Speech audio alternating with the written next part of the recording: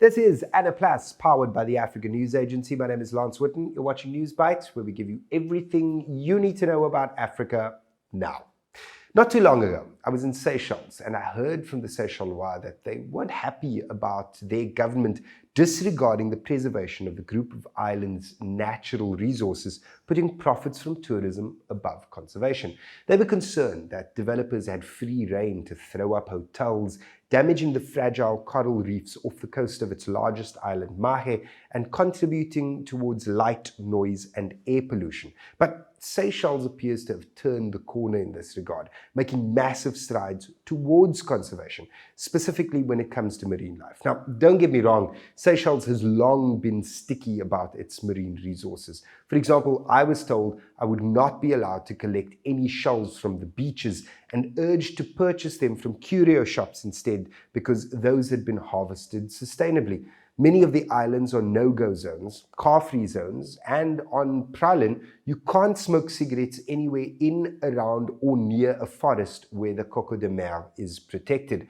But the island nation is now really making waves when it comes to conservation, ramping up its efforts to protect its natural resources. Seychelles President Danny Fora recently received the Ocean Heritage Award from the Shark Research Institute based in the United States in recognition of the protection of the island nation's marine territory. The award was formally presented by the chairperson of the Marine Conservation Society Seychelles and local representative of Shark Research Institute, David Rawat. Fora received the award in recognition of the marine protection of 30% of Seychelles' economic exclusive zone and his global advocacy for the ocean and environment conservation. Not only that, but public outcry has stopped the development of a 5-star marina resort in Grand Police Bay in the south of the main island of Mahé. The privately owned wetland area had been earmarked for development, but after the process was opened to the public to canvass their views, it was quickly decided that further assessment was necessary. This kicked off a 12-month biodiversity assessment, after which it was decided that instead of another hotel, the area should be designated as an area of outstanding natural beauty. Now, the land area that would be conserved is massive. It runs from the top of a seaside mountain right down to the coast. And discussions are underway between the government and the landowner to return the land to the state so that it can be declared a protected area. Good on you, Seychelles.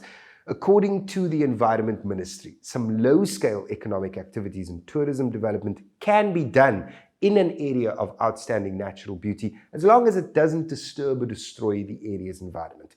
In its assessment report, the Marine Conservation Society Seychelles said the area should be considered as an international key biodiversity area.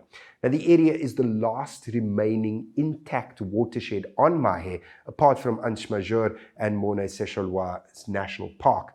It's home to 61 animal species, including 2 endemic ones, the critically endangered and nationally protected terrapins, tortue soupape, as well as being a potential foraging area for the sheath-tailed bats. Now, also found in the area are 102 plant species, while the beaches are nesting areas for the green and hawksbill turtles. The proposed management plan includes a conservation and administration center to help manage access to the area and prevent poaching and littering. That also plans to build a footpath network, car parking areas, toilet and waste managing facilities.